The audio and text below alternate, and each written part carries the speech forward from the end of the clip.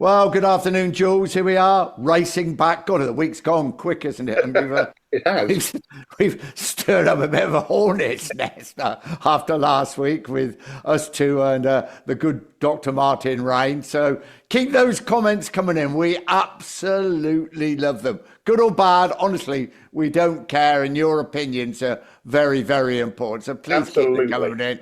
And next week, well, we probably can we call him the doyen of the MotoGP media over the past 40 years. At least Dennis 40. Noyes is coming on the program. We're really chuffed from the New Mexico desert where he lives, Borrego Springs. And when I have rung him up in the past, it's usually about 100 degrees there, and there's a rattlesnake going past the window. So we'll see what's going on with Dennis. But that's great that Dennis, who really, I mean, great thing for me and Julian, we won't ever say a word, but just say, hand over to Dennis because he's got more stories in his little finger Yeah. than me and Julian have got. It'd be nice if we get the one to round to the one about him crashing at Cadwell Park and not recognising his wife afterwards and getting in trouble for it. Yeah.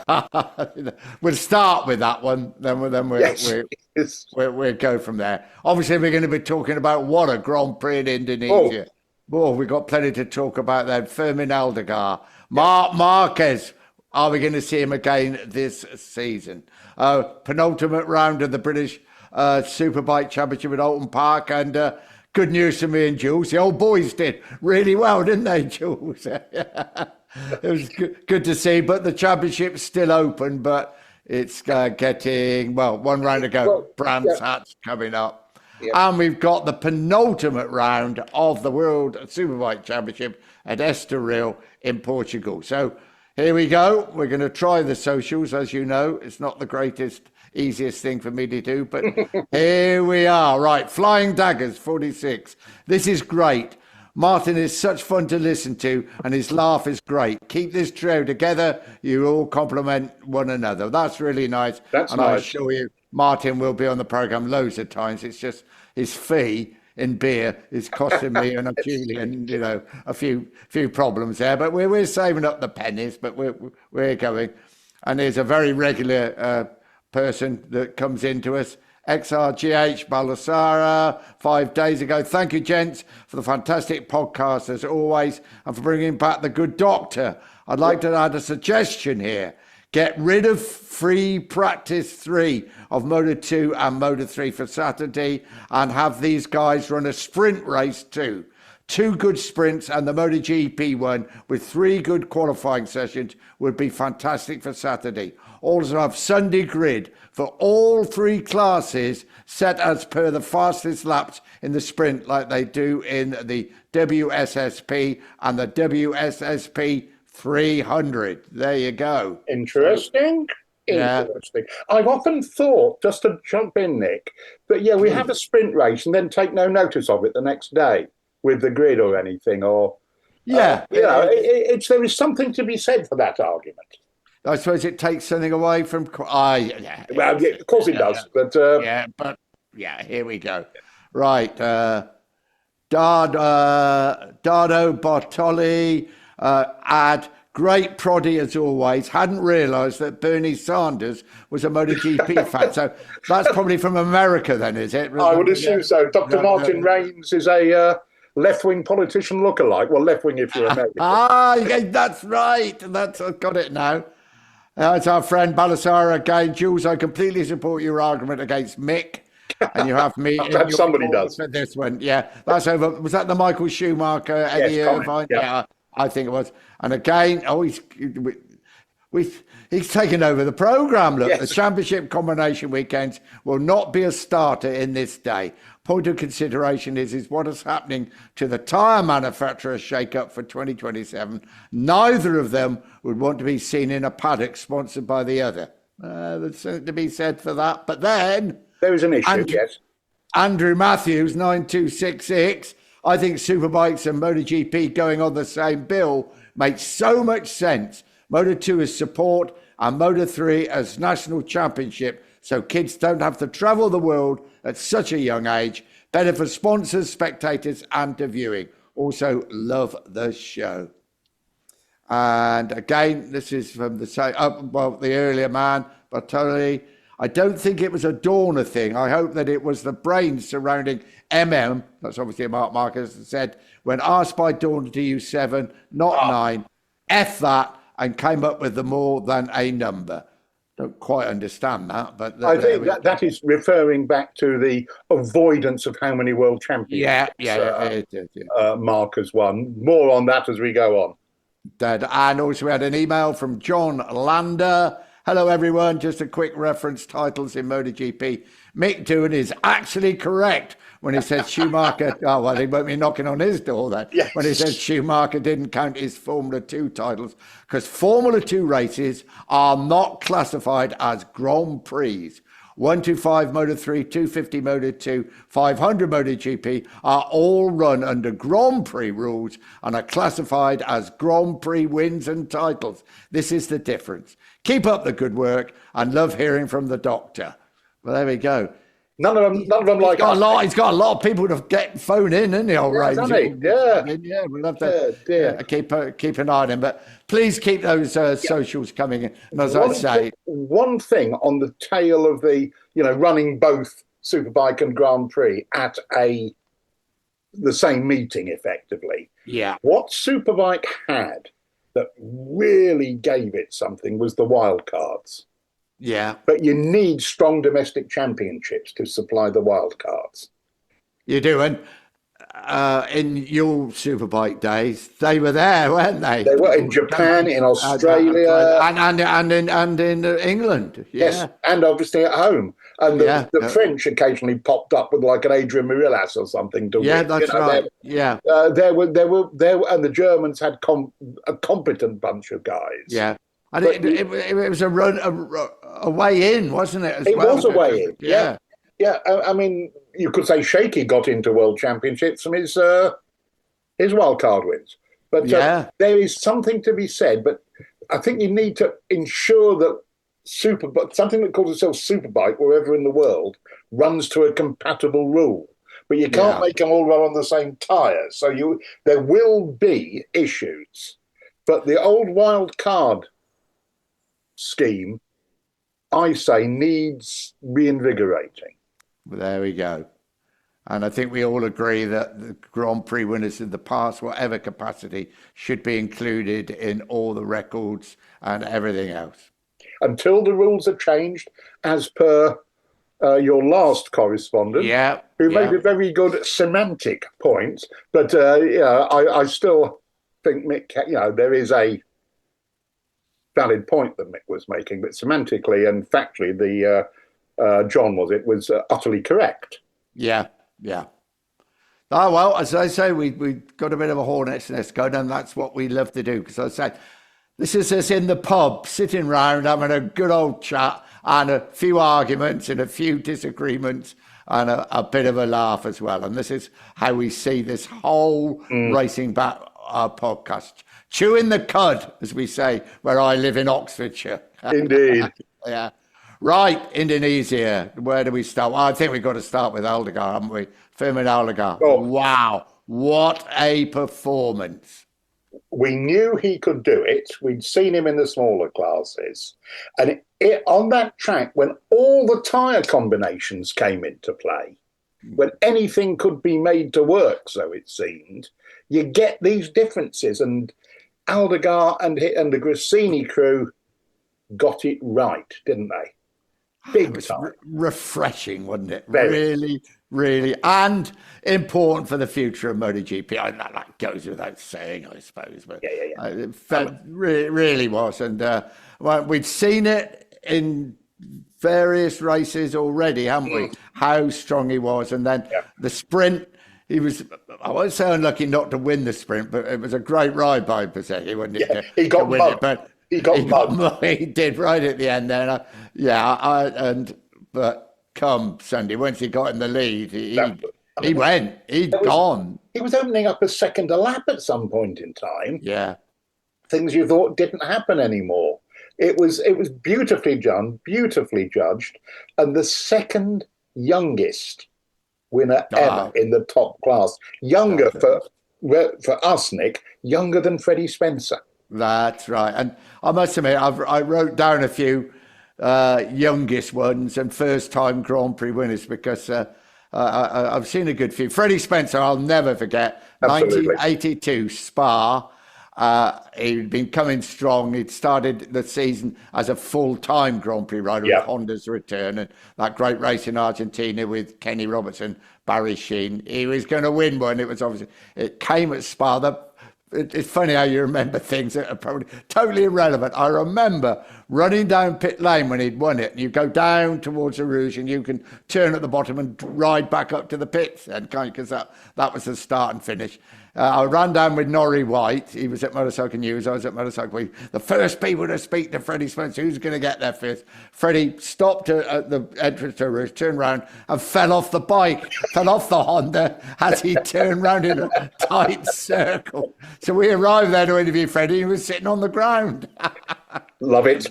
Yeah, what a fantastic performance. Of course, he became the youngest world champion the year later in 1983, and still the only man to win that 250 and 500cc world titles in one season in 1985. A true great champion, Freddie Spencer, and that would never be forgotten. Absolutely superb rider. Then, of course, Mark Marquez became the youngest. 2013, COTA, Circuit of the Americas. When it was our first visit there, wasn't it? So it was all a bit, and it was all a bit chaotic there. Do you remember the circuit dog got out? So practice on the Friday morning had to be delayed because the circuit dog had got out and was running around the track. Then the doctors didn't arrive on time, so it was all a bit delayed. But he'd finished third in Qatar? Yeah, third in Qatar, hadn't he? The race before on his debut. Yes. But I don't think, Julian, you were in the commentary box, I was in the commentary. None of us really expected him to win a race that quick. No, we thought he'd probably, it was the normal thing. Well, he'll probably win a race this season, but he won't win the title. What do we know, eh? Yeah, what do exactly. we know? Yeah, we're going to come on to Mark in a minute. Just others I've written down recently. I remember Max Biaggi winning at Suzuka in 1998 on his 500cc Grand Prix debut, 4 times 250cc world champion. I watched it on the television back here in Oxford, and he won that race. I thought, oh, here we go. This guy is going to dominate the world championship as he has done the 250s. Brilliant first ride, and it never happened. I think probably the main reason was that a certain Valentino Rossi was arriving at the same time, but he finished, third 3 times. Won 13 more Grand Prix, but he never won the 500cc world title. Went on to World Superbikes and won there, but I think he deserved a 500cc world title. But it's arriving on the scene at the wrong time, isn't it? I think we still remember Max as one of, if not the greatest 250 rider. Yes, certainly of modern times. Yeah, absolutely. Absolutely. I mean, the year he left Aprilia in a huff, having won, how many was it, 4 or 5? Yeah. Promptly won on a Honda that nobody thought could get round on the same lap as a factory Aprilia, including at Mugello, to wave a couple of fingers at Carlo Panat and the Aprilia establishment, which was a joy. Was it 1 or 2 things? I can't remember. It's Italian, probably only the one. But but that was a joy for all concerned, wasn't it? That was yeah, but I remember him winning that. Valentino Rossi winning his first 500 Grand Prix at Donington Park in Great Britain. And we did realise that there was something very, very special there, but not quite as special as this. And do you remember he finished 3rd in that race? Sorry, I'm not throwing questions at you to try and catch you out. Jeremy McWilliams on that Aprilia Twin. Yeah, lovely little motorbike. Wow, you took the words out of my... I'm not a great engineer, but even I could see what a gorgeous motorcycle that was. Others I've written down, Barry Sheen, Assen, when he beat Aggo I was there for that as a fan on the very last corner, fooled Aggo. Aggo still talks about it now, he got caught. And for us personally, 2016, Bruno Cal Crutchlow, because we'd waited 35 years for that moment. We had both waited basically full careers to see that. That's right, yeah. And I was at the last win, 81, when Barry Sheen won at Anderstorp, to see Cal Crutchlow win that race. Of course, then he went on to win at Phillip Island the same year, didn't he? Yeah, yeah. What a super rider. Well, and did so much for motorcycling in Britain. And again, a little bit of distance lets us appreciate just how good he was. Yes, that's quite right. That's quite right. And he won one more Grand Prix. Did he win Argentina? What, a year or a couple of years later? I think he did win one more. Was that the one where the Ducatis fell down? No, it could be. Yeah, I think both of us had been seconded back home and to play bingo at 5 o'clock in the evening by then. Yeah, right. Marc Marquez, we've heard in the last day that he's out of Australia, he's out of Malaysia with a shoulder injury. God, that sums up the sport, doesn't it? World champion one week, an absolute disaster the week after. I have to say that when I heard the news, my immediate feeling was one of immense relief. Because, one, he'd already won the championship. Yeah. And two, it was not an aggravation of the old injury. No, I think that's really important. Which is so important. It's a nasty, horrible, niggly injury. But he doesn't have to do anything apart from, because he's broken tendons, hasn't he? Yeah. He can sit on his settee and watch Barcelona play football. I wonder if he'd be back for the last two. He probably would like to come back for Valencia, I would imagine, with the Spanish fans and to celebrate the World Championship. But he hasn't got to, has he? No, and after last time he tried this coming back bit, and it was extremely ill-advised, he may feel, and I always remember what Freddie Spencer said about, he never had plates or pins or anything, Fred. So no. I want to be able to play basketball with my grandkids. But I mean, the thing with Freddie was after he did the double, he never finished on the podium at another Grand Prix, which was staggering. Do you remember the first Grand Prix this season, the year after? Was it Arama? And he was leading. And I remember got there, I was saying, here we go again. It's all going to be the same as last year. He pulled in the pits. That was it. Yeah. That was it. He never finished on the podium again.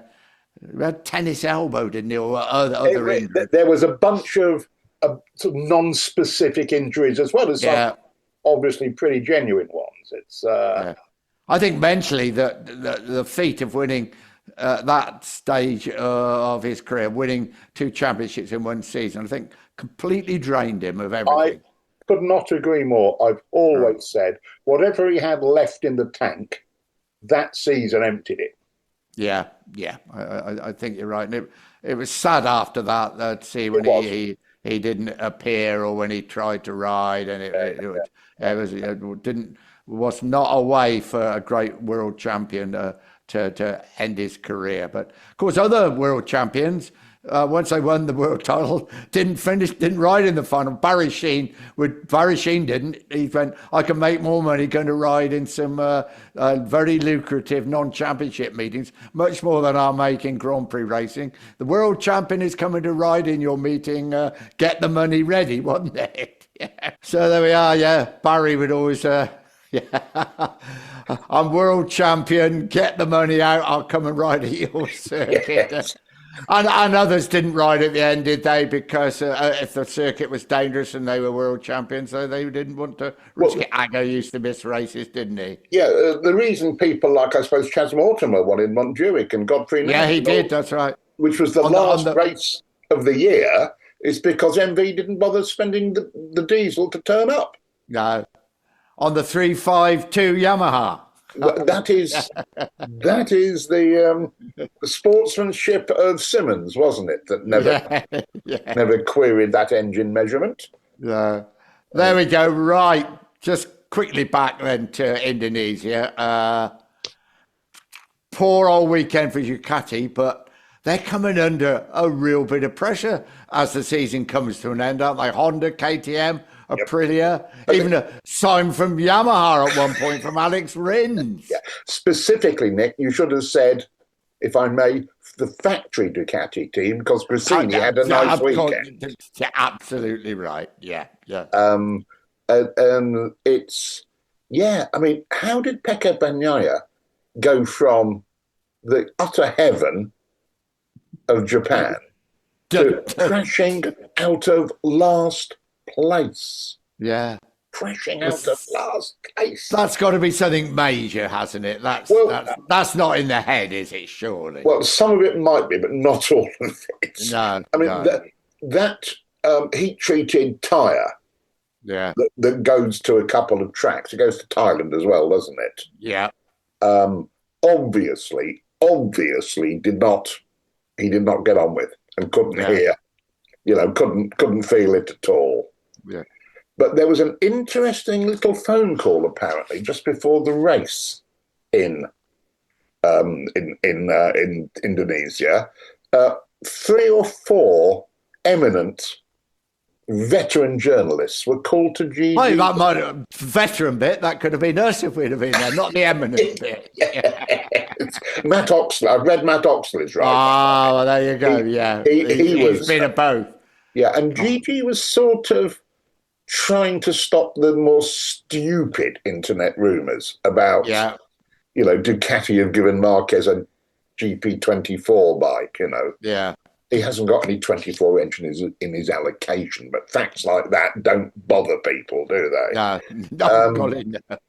and Gigi appears. Now, Gigi is also a man who I've heard watched smile thinly and say to us, but we also tell lies. So there was, he basically laid the blame. Yes, the tyre is a major problem, but it's the ride height device that when the rear one is a vastly complicated lowering system, and it seems to have been the reason for Pecco not feeling the front tyre as he'd like to, going into corners. And this is sort of and add in a weird tyre for this meeting. And one detail that Oxley mentioned that I don't think is secret, but I hadn't known it before, was that Pecco's the only one who uses the shorter Öhlins front fork. He just prefers it, he likes it with his style. Others don't. Everybody else uses a longer stroke fork. So all of a sudden you think, I can start seeing some problems here. And once you, and as we all know, if you can't feel what the front end of your motorbike's doing, you're in trouble. And if the back tyre is much less subtle, you get big torque too from that. The front is, you've got to be really tuned in to understand what's going on. And whatever the rear ride height is doing to the front going into corners seems to be where Pecco's hitting the real problems. Seems to be. That is from what Gigi, and it wasn't on the record meeting. They couldn't ask questions. They couldn't give direct quotes, but they could listen and glean some facts as Gigi wished to give them out. And they are coming under pressure from KTM and Marina Costa. You would think with the situation with Marquez missing the next 2 races, or perhaps more, that Costa and KTM are close to that first win, aren't they? You've got to think so, haven't you? I mean, I had a Costa on my bingo card, this weekend. I thought this is going to be it. And Brad Binder perked up at the end of the race, as well as he always does on worn tyres. And I agree with you. And now and Marini continues his stealthy progress. Yes. So, it's there's a lot to be played for in 4 races coming up, without Marquez, without Jorge Martin. Vinales is crook as well. There's some quite big shoes to fill. Yeah, there are. I'd be interested to see how they feel, because I think the final three races, Malaysia, Portugal, and Valencia, World Superbikes is finished then. So, we may see a little swap over. I thought Australia and Malaysia both clashed with the last two World Supers, which are back to back. What are we this week? No, World Supers is this week, isn't it, in Estoril? Yes. Yeah. Yes, you're right. I'm wrong. Yeah. Yes. I'm not good with dates. So. No, well, unless I've got a calendar in front of me. Yeah, it will be interesting. I mean, there's certain things that won't happen. Petrucci, an obvious Ducati candidate, is off to BMW. Yeah. He's not going to get the email, is he? No. Miguel Oliveira, he's off, as we know as well, by the way. We'll get to him when we get to Portugal, I suppose. Yes. Who am I thinking of? I'm trying to... What bloke, Ducati rider, 125... Bulliger. Pardon? Bulliger. No, his teammate. Alvaro Batista. Batista. He's another one that won't get the phone call, as he has in previous years, to ride in Malaysia. And so who are Ducati going to put on it?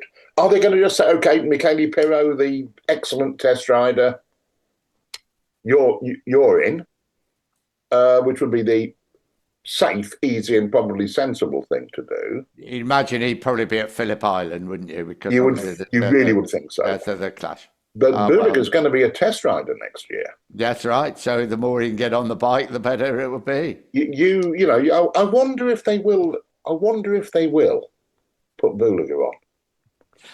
We will find out. But Phillip Island next. We'll have a little chat about that at the end of the program, because obviously we'll be previewing it properly next week. Weekend off this week. No MotoGP.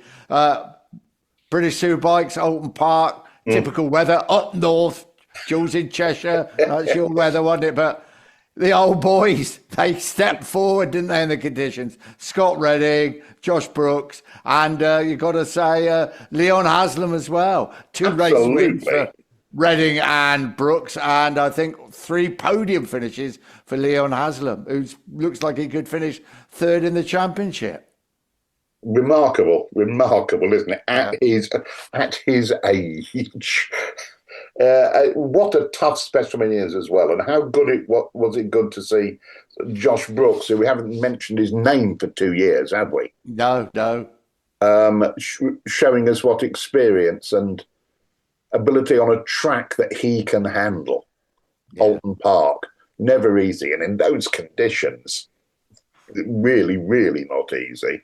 No. And he did a cracking job. And 30 points between Carl Ryde and Bradley Ray. So Brands Hatch approaches on the long circuit, fabulous circuit. Yeah. And always a great meeting, that final round of the British Superbikes, isn't it? Lovely circuit, wonderful, one of the best in the world. Bradley Ray got a few points back, didn't he? But only a handful. And then we come on to World Superbikes, and they are in Estoril this weekend. Penultimate round of the championship. I think Toprak has a 36-point lead, 124 points up for grabs. So it's not over, is it? But he's got a good record at Estoril as well, and great to see racing about World Superbikes in Estoril. Yeah, it feels like the British Championship, doesn't it? There's been a nibble taken out of a big league. Yeah, absolutely, yeah. But it's going to need somebody to blow an engine up or something to alter the destination of the trophy. It feels like. But watching Bradley Ray and Kyle Ryde around Brands Hatch Long Circuit is going to be a treat. God, they had a fabulous bus. Was it last year? Amazing race. Yeah. One of the classic races around a very famous old circuit. That was Kyle Ryde. Was it Bridewell? I think it was. Sorry, one. That was one for the ages. That was absolutely superb. And just looking, we were talking earlier. Mikel Oliveira, he's off. He's he's swapping, isn't he? Toprak is coming to Yamaha, Prima Yamaha, and Mikel Oliveira makes the reverse trip. Yes. He goes to BMW. Very underrated, Mikel Oliveira, and injuries have wrecked his. I did check 5 MotoGP wins, 6 Moto2, and 6 Moto3 wins. That is a decent record. Given that the last few years have been wrecked by injury, usually not his fault as well. Yeah. One, I mean, there was it that season he was taken out early on in Portugal? Yes, it was. Ruined his whole season. And when he was doing stuff on the Moto3 and then beating his teammate Brad Binder regularly on Moto2, I was, and given what he'd done chasing down Danny Kent in Moto3 and what the KTM technicians told you about his abilities, I thought we had another Bagnaia on our hands. Yes, yeah. I had him as that sort of highly intelligent, brilliantly accurate rider. But life is not always fair, and injury and some very fast people decided otherwise. It's some big shoes to follow going to BMW, but I think he would be a big star in the World Superbikes if he stays clear of injury. With his teammate Petrucci. My golly, that is a hell of a MotoGP winning team, isn't it? They've both won MotoGP Grand Prix. Yeah. So if BMW can make that bike, I've never had faith in that motorcycle, because you look where the second and third BMW riders are. Yeah. And they're hundreds of points behind. You think, well, something is not right. It's worked in world endurance and it works on the roads, but it doesn't work it never works really as in a championship contender, a regular contender in domestic short circuit superbike racing or world superbike racing. Just shows how good Toprak is, doesn't it? Just shows what a talent he is. Yeah, completely. I mean, that was him going there. We all went, "Ooh, really? Are you sure?" And then, as we were saying earlier, we went, "Oh, well, he'll probably win a race by the end of the season, but he won't be a championship contender." Yeah, wrong again. Well, we were talking earlier about Marc Marquez, 2013, was it? Oh, yeah, he's going to win a race this year. Yeah. Oh, no, he's going to win the championship. Exactly. And that's the real, lots of memories, motorcycle memories to start with, and I might just tell you a couple of Formula One stories there. 2006, I think it's a race nobody will ever forget. Nicky Hayden, of course, chasing the championship, brought down by his new teammate Danny Pedrosa, who messed that horrible, slightly downhill left-hander at the back of the pits, wasn't it? Took Nicky Hayden out, and we thought he'd lost the World Championship, as it turned out he didn't. And that very same race, 1 lap to go, Kenny Roberts was leading, wasn't he? Kenny Roberts Jr. Over the line, thought he'd won the race, put his hand up, 1 lap to go, and Tony Elias came and won his only MotoGP race, of course, the former Moto2 world champion. But we've seen it before and we've seen it since. People thinking the race is over. Aleix Espargaro, I remember on the Aprilia, did exactly the same thing. But what a good guy, Tony Elias. What a great Moto2 rider, the very first Moto2 world champion. Never quite made it in MotoGP, but he did get that one win. One in every class, world champion in Moto2. That's not a bad CV to go. I reckon that's pretty good. Well, he went off to the States, didn't he? Then he went. He did, yeah. He did. But that was a race that we thought would have a massive outcome on the 2006 World Championship. Well, we'll be honest, we thought Nicky Hayden had blown it, but he hadn't blown it, and he won the title a couple of weeks later in Valencia, and that race, of course, won by Troy Bayliss. Couple of Formula One. I used to go to Estoril all the time for Formula One when I was working for Williams. It was the test track, so I was always going there. And we launched the whole new team there, my first foray into Formula One. Can you imagine? Ayrton Senna and Damon Hill. Damon was easy because he wanted to be Barry Sheene, and he knew all about bikes, so we were fine. Ayrton Senna, I'd only met him once before, did the interview. And then the next day we had this massive dinner in the big hotel there. So I got there early and just looking around, checking everything was okay. The door opened at the far end of the. I said, please, please, please, it's not Ayrton Senna. It was.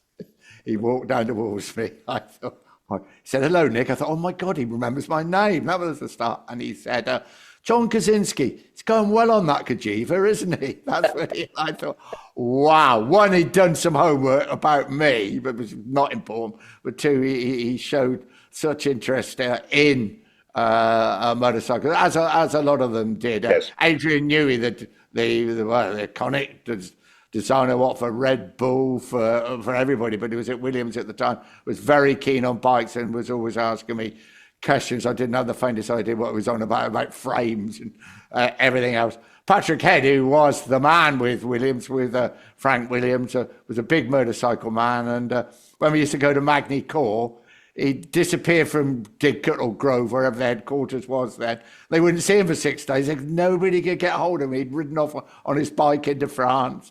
I knew where he was. There was a lovely pub by the river there, and he used to stay. But a lot of interest in bikes. Bernie Ecclestone was really interested in bikes. When we were in the Monaco Grand Prix, he always used to invite the motorcycle riders who lived in Monaco, Mick Doohan, the Aoki brothers, and various others he used to invite, because he always wanted to talk about bikes. But he always used to say, so typical, why don't you ride superbikes? That's the championship now. You're riding in MotoGP, just to stir it up. But everybody was really interested in bikes, and it certainly helped me along at the start. That and being able to get the football results for the British press set me up very nicely. But I got a lot of very, very happy memories in Estoril. What a wonderful Ayrton Senna story to cut the 2-minute warning with, Nick. Right. That's a lovely little full stop there. 2-minute So warning. what do we got next week? Well, we're going to preview Phillip Island. We all love Phillip Island, and we perhaps don't miss the travelling that much, but I always miss going to Phillip Island for so many reasons. Don't forget the guest. Well, we're going to talk about the guest. We're going to preview Brands Hatch and Jerez. Brands Hatch for British Superbikes, Jerez for World Superbikes. But the doyen of MotoGP, Grand Prix, Spanish Championships, Dorna coming into Grand Prix racing, Dennis Noyes is going to join us from New Mexico in the desert there, Borrego Springs. He'll be telling us all about the temperature and the rattlesnakes. And then we're just asking one question, and then Julian and I are going to have a cup of tea. He is coming on the programme. Please, if you have any questions for Dennis, send them in to us. And any comments about this week, we love to hear them, good or bad. Honestly, we really don't care. So, been a really, really interesting week in all aspects of motorcycling. Jules, look forward to next week. We look forward to joining the doyen of MotoGP journalism, Dennis Noyes.